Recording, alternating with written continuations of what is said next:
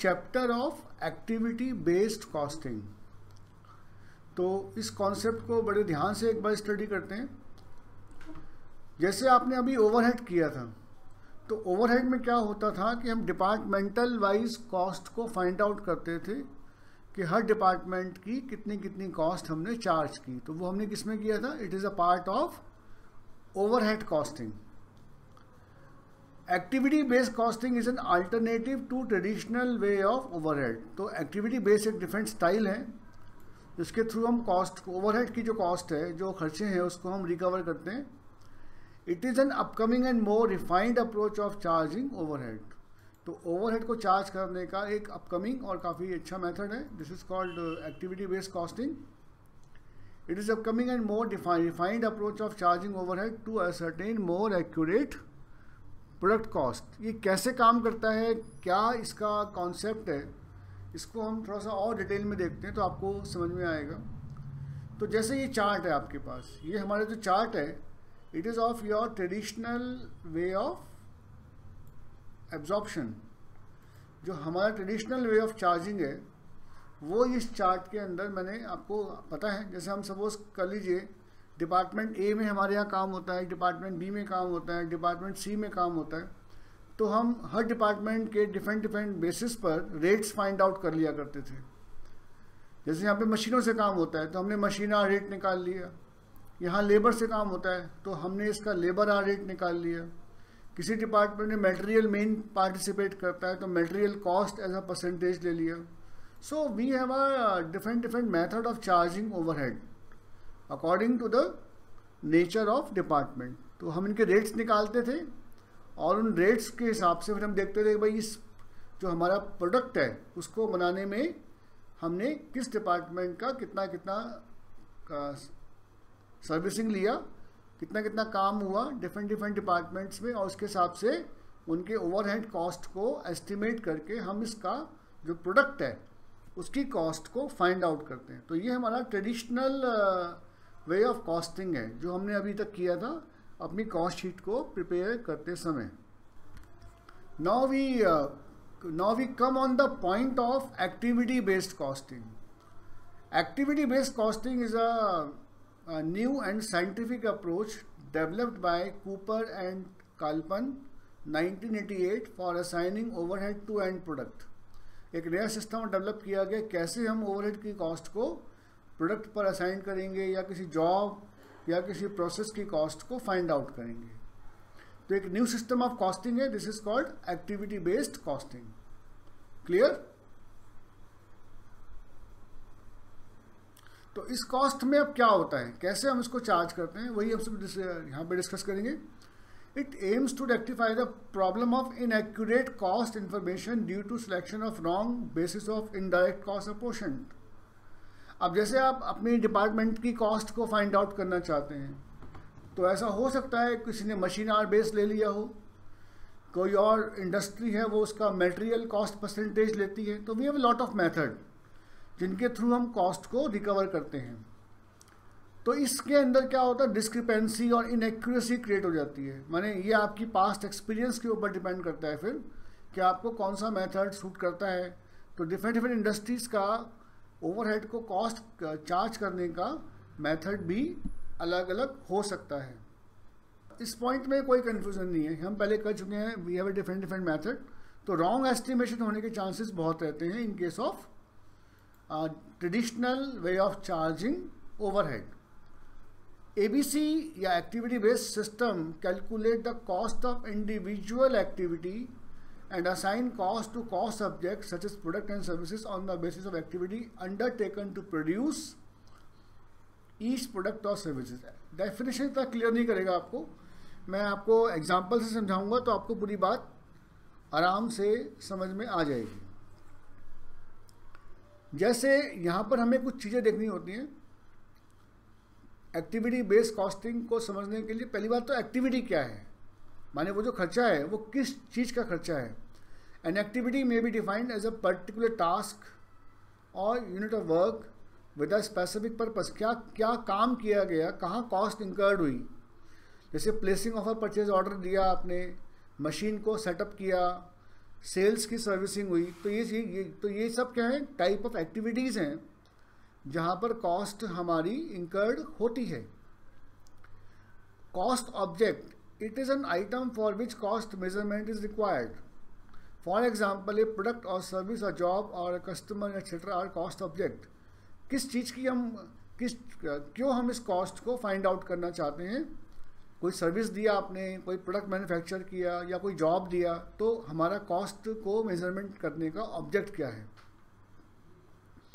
Resources, A resources is an economic element consumed in performing activity. ये जो activity perform की गई, जैसे हमने ऑर्डर प्लेस किया, मशीन सेटअप किया, तो इसके लिए हमें क्या चीज़ों की, क्या हमारे रिसोर्सेज बिजनेस के कंज्यूम हुए। Salary and consumable stores are resources used in performing manufacturing activities. हमने अपने एम्प्लॉयज़ को सैलरी दी, या स्टोर जहाँ पे सामान रखा होता है वहाँ से माल कंज्यूम किया, तो ये रिसोर्सेज हमारे यूज़ हुए। क्यों यूज़ हुए? फॉर परफॉर्मिंग जो भी आपकी एक्टिविटी है, उन रिसोर्सेज का हमने कौन सी एक्टिविटी के लिए यूज़ किया। देन नेक्स्ट, कॉस्ट ड्राइवर, उस कॉस्ट को कौन सी चीज़ ऐसी है जो उस कॉस्ट के अकॉर्डिंग चार्ज की जा रही है। Cause a change in the cost of activity. Cost drivers of two type, resource consumption cost driver and activity consumption cost driver. Cost driver का मतलब ये होता है कि वो जो कॉस्ट है वो किस चीज़ से कनेक्टेड है। एग्जाम्पल दूंगा, आपको समझ में आ जाएगा। जैसे फॉर एग्जाम्पल ये हमारे डिफरेंट कॉस्ट ड्राइवर्स हैं।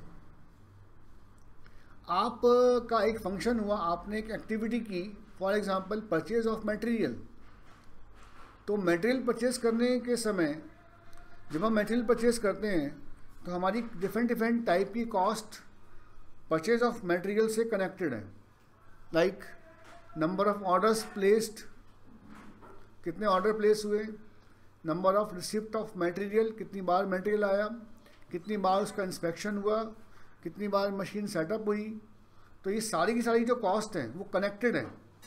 किससे कनेक्टेड है? मटेरियल परचेज कॉस्ट की। माने अभी हम खाली परचेजिंग कॉस्ट को एक सिंगल कॉस्ट ना मानकर उस परचेजिंग कॉस्ट को फर्दर कैटेगराइज कर रहे हैं कि परचेजिंग कॉस्ट में कौन कौन से एलिमेंट्स थे, कौन कौन सी कॉस्ट ड्राइवर्स थे जिनका मिलान करके ये कॉस्ट इंकर्ड होती है।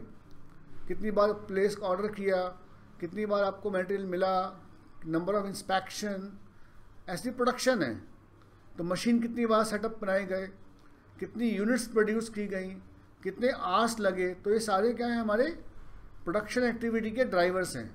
माने प्रोडक्शन एक्टिविटी की जो कॉस्ट है वो इन सभी के समेशन के ऊपर डिपेंड करती है। ऐसे ही आपका रिसर्च एंड डेवलपमेंट है, कितने रिसर्च प्रोजेक्ट्स लगे, कितने आवर्स कंज्यूम हुए, कितनी कॉम्प्लेक्सिटी है प्रोजेक्ट्स में।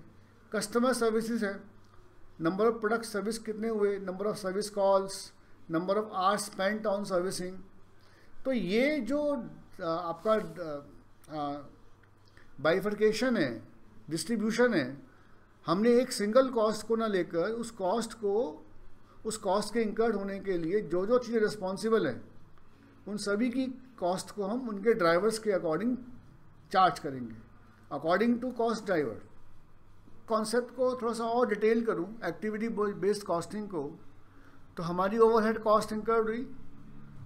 उस कॉस्ट के डिफरेंट पूल्स हैं, किन एक्टिविटी से वो कॉस्ट कनेक्टेड है और वो एक्टिविटी किस चीज़ के हिसाब से मेजरमेंट की जा रही है।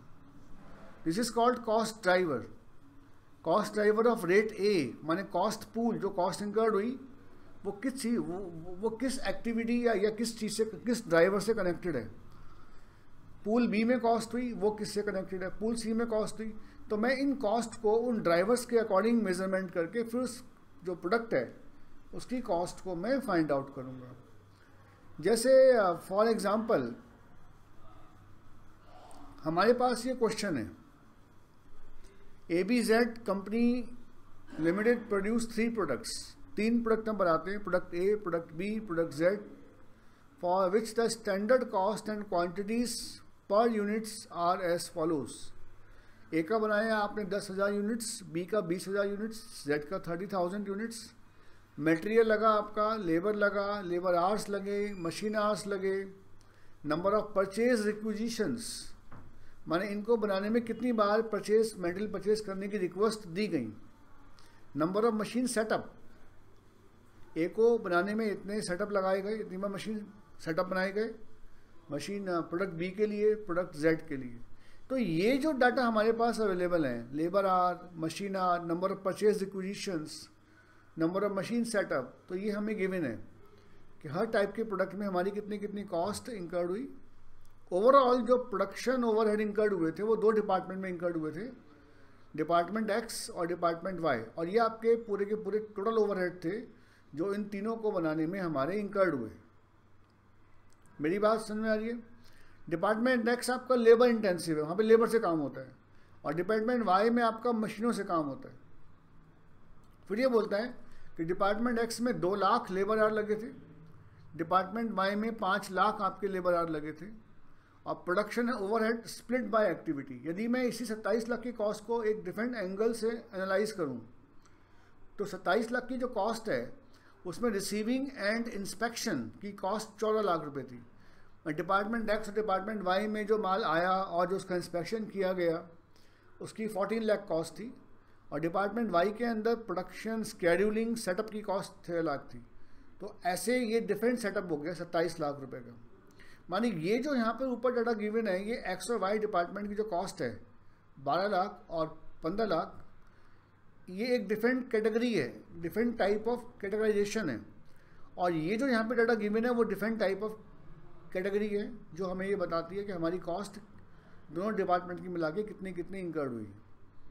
Number of batches received, number of inspection कितने किए 2500, number of batches for scheduling and setup बनाए गए 400। तो माने कुल मिलाकर 2500 बार ऐसा हुआ कि हमने रिसीविंग एंड इंस्पेक्शंस किए थे, और 400 बार हमने मशीन को सेटअप किया था। तो 2500 की कॉस्ट 14 लाख है, 400 सेटअप की कॉस्ट 13 लाख है, और ये जो इंस्पेक्शन और सेटअप हैं ये दोनों डिपार्टमेंट में हुए थे, कुछ डिपार्टमेंट एक्स में और कुछ डिपार्टमेंट वाई में। तो ये डिफरेंट टाइप ऑफ क्राइटेरिया है इन कॉस्ट को फाइंड आउट करने का। अब अगर मैं इस एग्जांपल को कंटिन्यू करूं और मैं ट्रेडिशनल मेथड की बात करूं, तो ट्रेडिशनल मेथड ये बोलता है कि डिपार्टमेंट एक्स में 12 लाख रुपए खर्च हुए थे, और डिपार्टमेंट एक्स में लेबर इंटेंसिव है तो लेबर ने काम किया 2 लाख घंटे।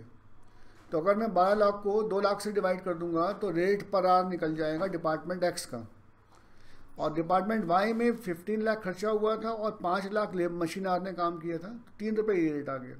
माने ओवरऑल पूरे डिपार्टमेंट का रेट हमने फाइंड आउट कर लिया जो हम करते आते थे ट्रेडिशनल मेथड में by using labour intensive technique और machine intensive technique.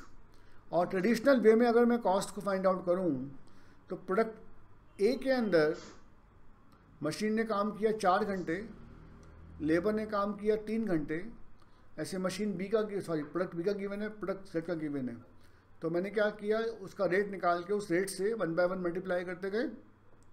Department X, department machine, product A, product B, product Z, A B Z. तो इस टाइप से हमने दोनों डिपार्टमेंट के एक्स और वाई के खर्चों को चार्ज कर लिया। Is it clear?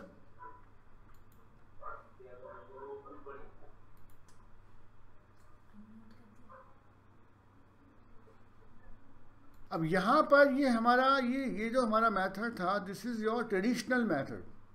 माने पूरे डिपार्टमेंट का रेट निकाला और जितने घंटे उस प्रोडक्ट को बनाने में लगे उस डिपार्टमेंट में उससे मल्टीप्लाई कर दिया। तो ये हम करते हुए आते थे।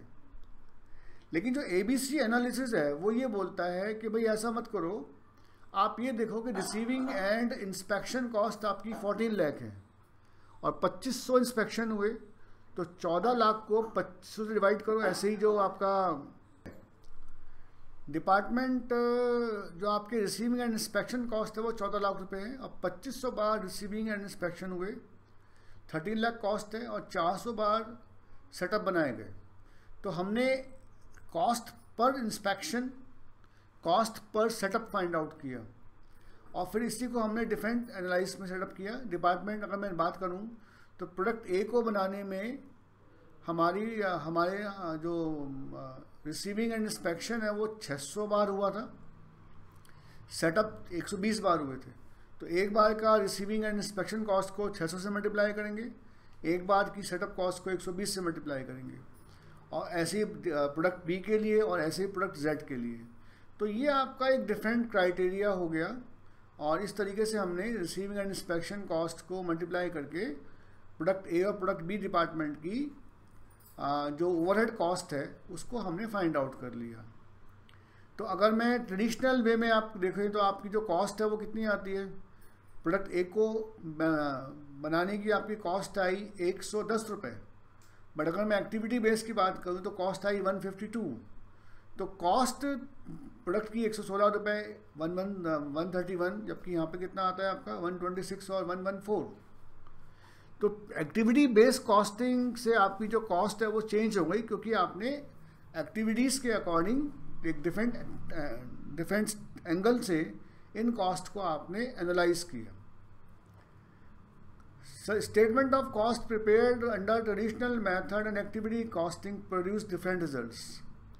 Under traditional method product Z appear quite costly as compared to activity based costing।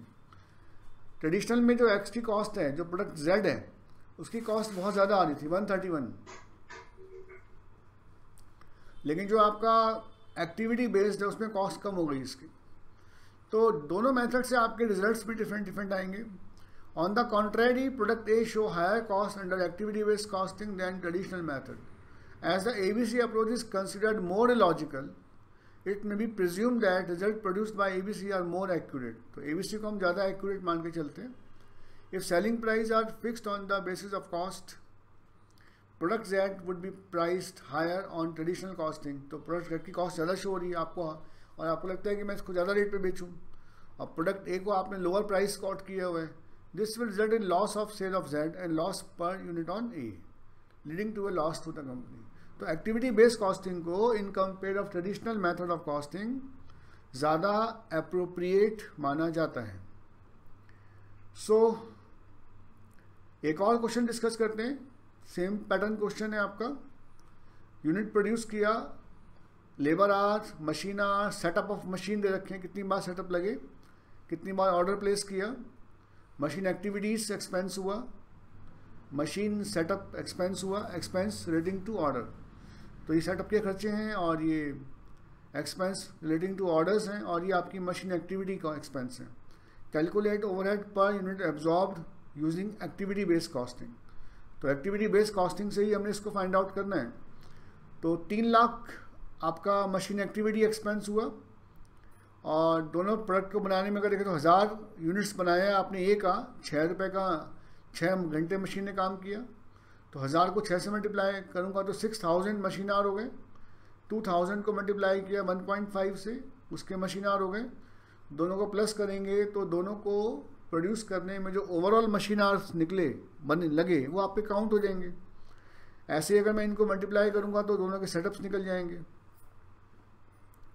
तो मशीन आवर रेट के लिए आपने दोनों को प्लस किया तो मशीन आवर रेट आ गया। सेटअप के लिए क्या किया आपने, दोनों को सेटअप कॉस्ट को डिवाइड करके आपने कॉस्ट पर सेटअप निकाल लिया। ऑर्डरिंग कॉस्ट को नंबर ऑफ ऑर्डर से डिवाइड करके आपने कॉस्ट पर ऑर्डर निकाल लिया। तो कॉस्ट पर मशीन आवर आ गया, कॉस्ट पर मशीन सेटअप आ गया, कॉस्ट पर ऑर्डर आ गया। फिर दोनों प्रोडक्ट को बनाने में जो मशीन आवर्स लगे, जो सेटअप लगे, जो ऑर्डर्स लगे, उनको हम उनसे मल्टीप्लाई करके इजीली उसको हम फाइंड आउट कर सकते हैं। ठीक है। सो ये मैंने आपके साथ डिस्कस किया एक्टिविटी बेस्ड कॉस्टिंग। एग्ज़ाम्स में क्वेश्चन इसके आ जाते हैं। अगर मैं ध्यान से इसको देखता हूँ तो बीकॉम ऑनर्स या बीकॉम पास बोथ लेवल्स पे आपको इसके क्वेश्चंस मिलेंगे जो बुक में अवेलेबल हैं। आई फील कि आप इसको जो बीकॉम के लेवल के क्वेश्चंस हैं आप उनको अच्छे से प्रैक्टिस कर सकते हैं। Please like and subscribe my video and my YouTube channels to get more updates. And again, thank you very much to watch my video.